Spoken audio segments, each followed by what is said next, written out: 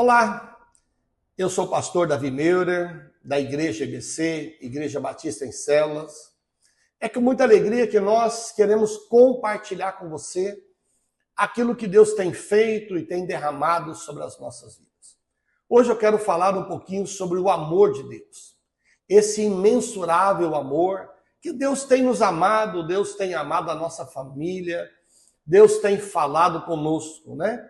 Um dos versículos mais conhecidos da Bíblia é João 3,16. Esse versículo diz que Deus amou o mundo de tal maneira que deu seu Filho unigênito, para que todo aquele que nele crê não pereça, mas tenha vida eterna. Mas eu queria voltar lá no início, lá na criação, porque uma das grandes perguntas do ser humano é de onde nós viemos, por que estamos aqui e para onde nós iremos. Presta atenção, Gênesis 1:26 diz assim: Então disse Deus, façamos o homem à nossa imagem e à nossa semelhança. Essa expressão de Deus, essa fala, ela demonstra muito como nós fomos criados. Porque quando Deus vai criar o mundo, ele diz, olha, haja luz, haja as estrelas. Tudo isso está relatado no livro de Gênesis, um dos principais livros da Bíblia. Embora muita gente não dê o valor adequado, mas como que é importante nós conhecermos as nossas origens. E o livro de Gênesis destaca que o homem foi criado de uma maneira diferente dos animais, das plantas, de tudo que existe nesse mundo tão belo, né, que Deus criou. Deus diz, olha, nós vamos fazer o homem à nossa imagem e à nossa semelhança. É como um artista plástico. Quando ele pega uma tela para desenhar, ele vai colocar nessa tela toda a inspiração, todas as suas emoções, né? Passando uma camada de tinta, mais outra camada de tinta, até que aquela pintura esteja toda completa.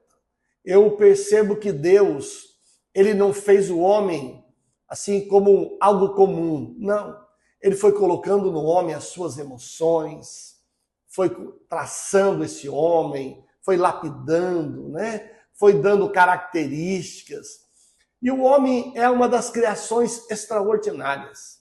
Você nota que tudo aquilo que é importante, você tem dois, você tem duas pernas, você tem dois braços, você tem dois ouvidos, dois olhos, né? Você tem dois pulmões, dois rins. Aquilo que é importante, Deus caprichou no homem. O homem é uma coisa, a criação mais linda da parte de Deus, né?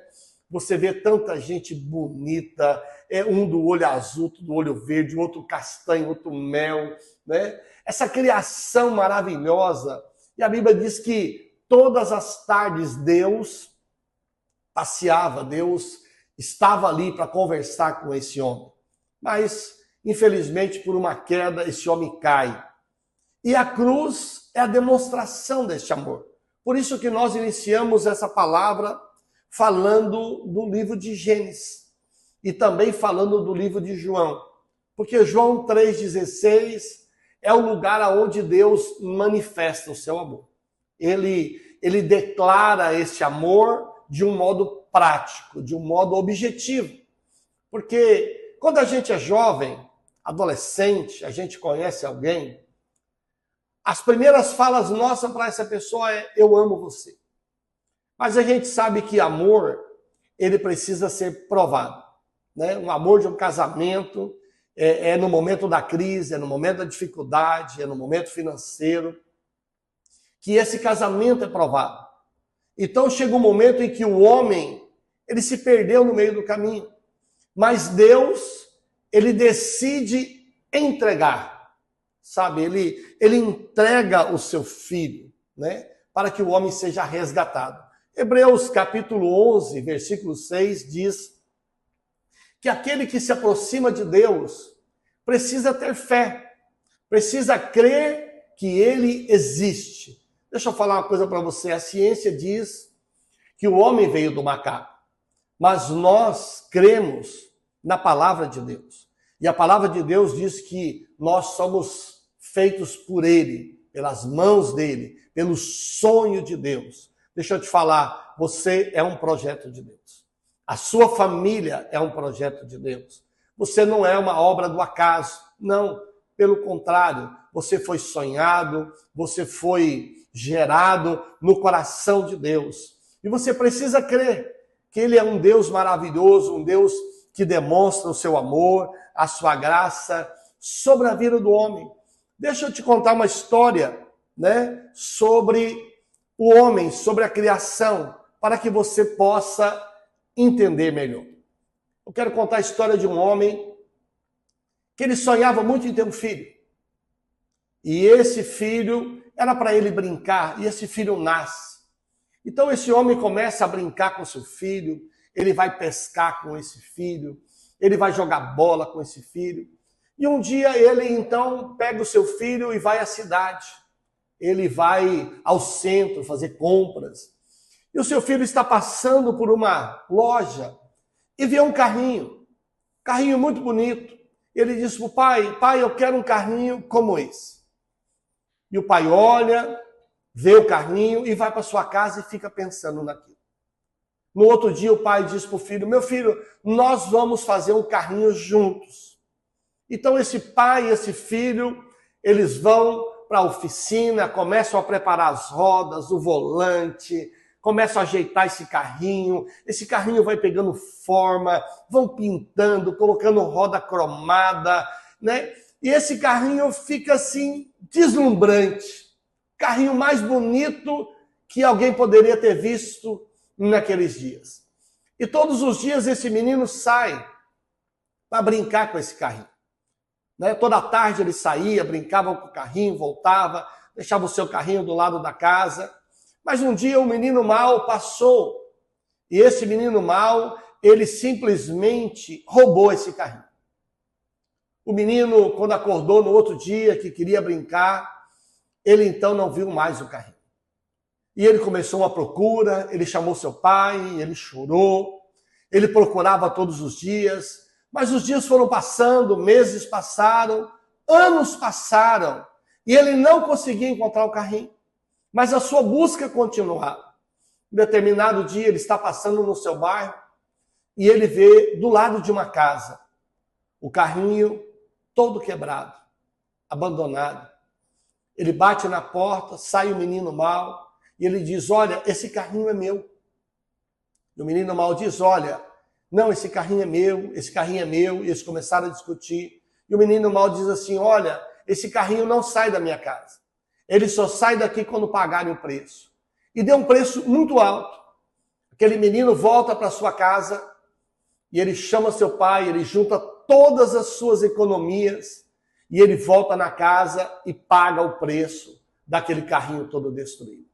Ele leva esse carrinho para casa e começa com seu pai uma reforma, uma nova pintura, ajeita as rodas, coloca o volante, faz desse carrinho um carrinho ainda melhor, ainda mais bonito.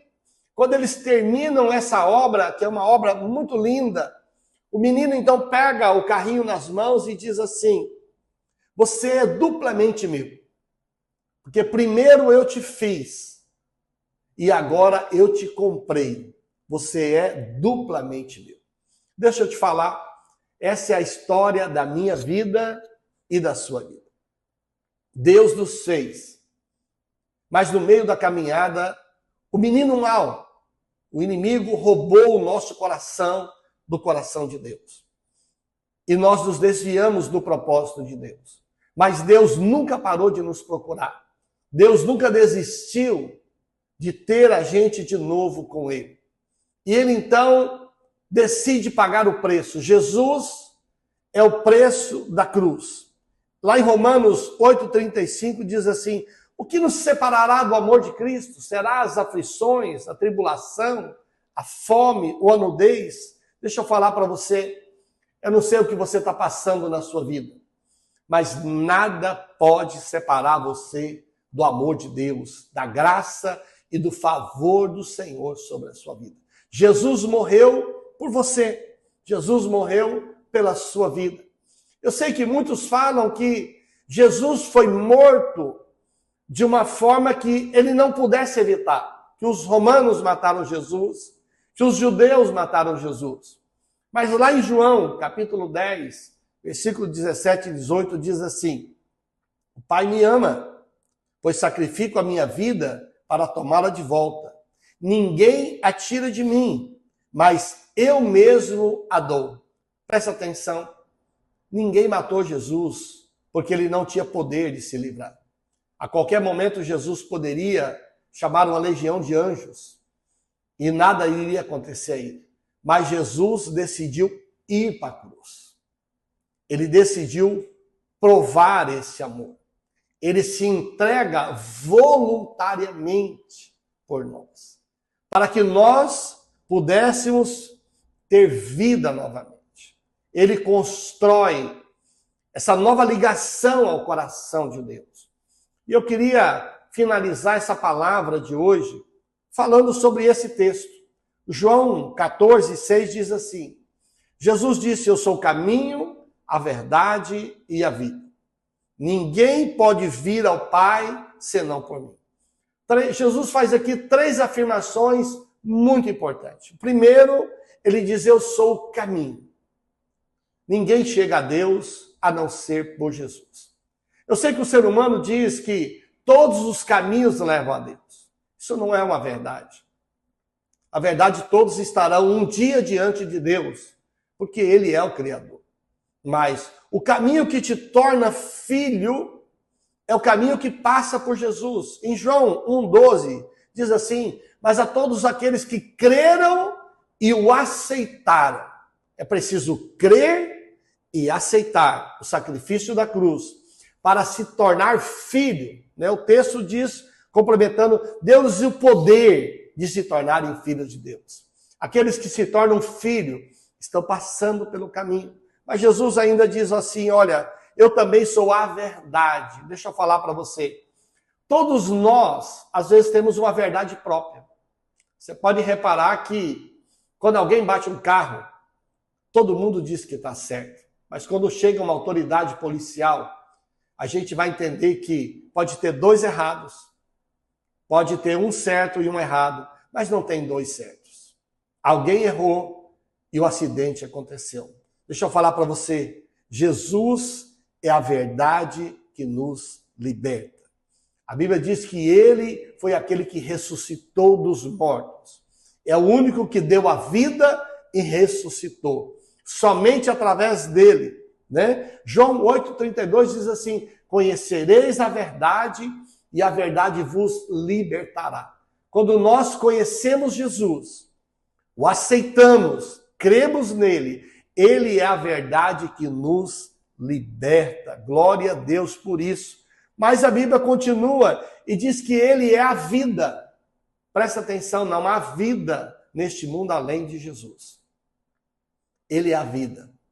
Quando nós cremos nele, a Bíblia diz que ainda que estejamos mortos, quem crê em Jesus viverá. Eclesiastes 12:7 diz assim, que o pó volta à terra. Quando a gente morre, o pó volta à terra. Esse corpo que foi formado. Mas o espírito volta para Deus. Deixa eu te falar, você foi formado no céu. Você é um sonho do coração de Deus.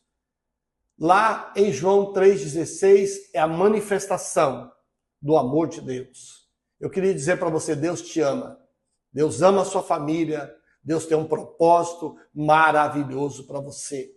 Continue firme, continue crendo que você tenha uma semana abençoada, uma semana vitoriosa e desfrute desse amor tão poderoso. Se sinta abraçado e amado pelo coração do Pai. Amém.